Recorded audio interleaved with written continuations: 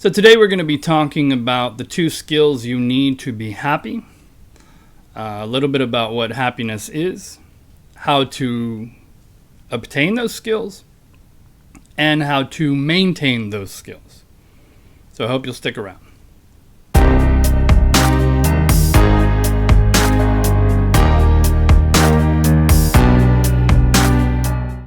So welcome to David Copes. My name is David. I am a patient in the mental health industry. I have been diagnosed with schizoaffective disorder, bipolar type. That diagnosis was when I was 25 years old. I am now 46, so this is something that I have dealt with for a long time and have been dealing with actually a lot lately. And this channel is to document the things that I've learned and to keep myself in line and hopefully to help other people. And so in today's episode, we are going to be talking about happiness, what it is, the 2 skills that you need to obtain happiness, and then how to maintain your happiness using those skills. And so first of all, I want to talk about what happiness is. And so I think we've been sold this illusion that happiness is kind of this elation where you're just laughing and smiling and everything's fun all of the time.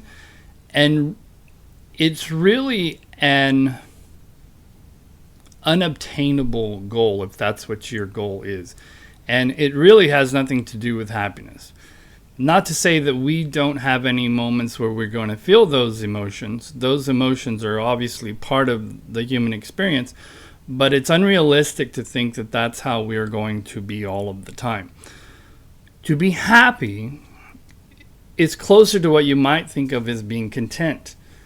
You know, we have a role, we have whether that's your job or your relationships, or there is a purpose for you being here.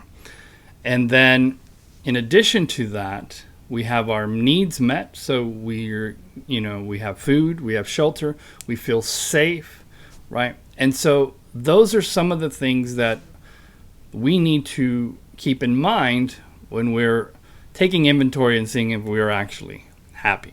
Now, there are 2 skills that each of us need to be happy. The first of those being flexibility and being able to maneuver and being agile in life as experiences are thrown at us, and being able basically to dodge these bad times or these deep experiences or anything that's going to hurt us, right? And hurt can mean however you want to take that, emotional, physical, financial. However, we need to be able to be agile and flexible. And so flexibility is the number 1 thing. And the second skill is resiliency, because eventually, if you're doing life right, you are going to be hit. And resiliency is being able to bounce back. And so those are the 2 skills that are needed in order to be happy. Like I said, we often overcomplicate things, but it really boils down to those 2 skills. Now, going into flexibility, and how are you able to obtain that skill and then maintain that skill? And so the very first thing that I started to do was manage my expectations. This is a story I've told to people that I mentor about mental illness all of the time. My wife has a job at a local college, and there are often engagements or get-togethers, meetings, banquets, etc. that I am invited to and often expected to be there as a spouse. And for example, if my wife calls me and says, "Hey, tonight we are going," and you fill in the blank with one of the places that I cannot stand going, and we're going to be with, and you fill in the blank with people I don't care to be around, right? She hangs up the phone. During the day, I'm building this expectation of that evening. Fast forward a couple of hours later, right before We're scheduled to head out. My wife will call me again. Things changed. Instead of going to the place you don't like, scratch it out, fill in the blank, the place you do like. And instead of going with, scratch out, the people you don't like, we're going to go fill in the people you do like. If I've been working on these expectations all day, am going to be very frustrated. Even if everything works out the way that I would have planned it originally, because it doesn't fit my expectations, I'm not going to be happy. I know that. And so one of the things that I've done is when my wife tells me that we're going to do stuff, I will choose, instead of trying to imagine what's going to happen and fixating on details, etc., I am going to clear my time later in that evening, and I am not going to make plans for that time period.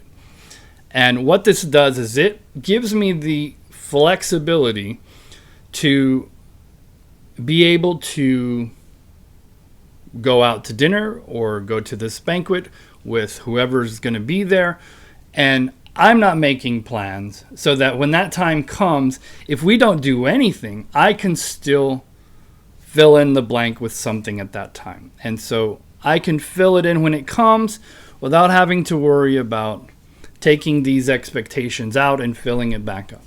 For some reason, that causes me a lot of anxiety when I work on these expectations. And so you're going to notice when people use the word, and you may use this yourself, I know I definitely do. When you say that things must be this way, or we need this, or this should or shouldn't happen, it's got to be this way, it has to be this way. When you make these declarative statements, especially when it's something you have no control over, you're opening up yourself for anxiety. And so if you'll hear people, I don't want to get political, but when you hear people say that a marriage should be this way, right? And you can fill in the blank on both sides of the political aisle with that. The people that are saying that are never happy when they're saying that. Whatever they're filling the blank in with, they're not happy about it, right? And so even though that's a political and a specific instance, you can see how anytime it should be this way, it should be that way, if people should do this, this is how they should act towards me, I should be able to, etc., etc. You're not in a happy situation. Now, some of these things may be justified. I think there are a lot of instances of injustice, or however you want to put it, that we should work on and we should improve things, right? And so it's not to say that the word should be banished. There are some things that should be a certain way. When you start saying, I should have these shoes, or she should talk to me this way, or she should have waved at me when I walked in, etc., etc. When you're trying to control things that you have no control over, especially when they're insignificant, you are just opening up yourself for anxiety. So that's flexibility, right? And then the more you work on that, leaving yourself open to the experience of life, right, the better you're going to get with that. Now, as far as resiliency, I asked my therapist, how in the world am I supposed to be able to be resilient and bounce back when I get smashed? And he says, excuse my language, you're going to have to go through some shit. And he's right. Life is an adventure, and it's meant to be an adventure. So by experience, that is how you're going to be able to build resiliency.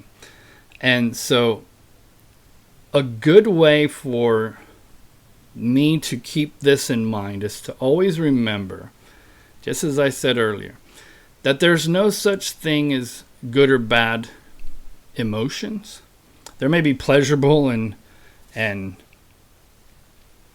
whatever the opposite of pleasurable is, can't think of it right now, experiences, but whatever you're feeling has a time and a place in your life experience. If you're sad because you lost your job, or a loved one died or a relationship's dissolved, etc., etc.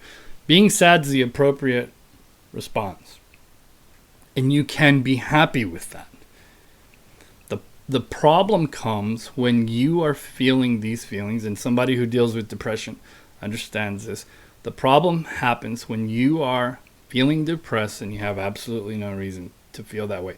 Or in some other cases, because we're all going through things at all times, if your level of depression or anxiety or anger is not relative, if it doesn't match the intensity of the situation, that can also be problematic. If, for instance, one of my pet peeves is in my house when people come over and they're opening and closing drawers in the kitchen or wherever and they don't put them back. For some reason, that really bothers me. I think it's an order thing. But that really is a really small thing. What does it take for me to just go over there and close that drawer? Right? It's not a big deal. But sometimes inside of me, it brews a big deal. And so I need to be cognizant of this feeling is out of proportion with what is actually happening. And so that's a good way to work on your resiliency. Understand that some of these things that are happening and some of these things that I'm feeling are part of the experience that is life. And that just as my pleasurable feelings have come and gone, this feeling that I'm currently feeling now will also come and go. And that this may be an appropriate feeling. And if it is, I'm happy with that. I hope this video was helpful. It was not easy for me to learn this, and it was not easy for me to exercise it, and it's still not easy. But I hope that you found it helpful. And I hope you have a great day, and I want to thank you for watching.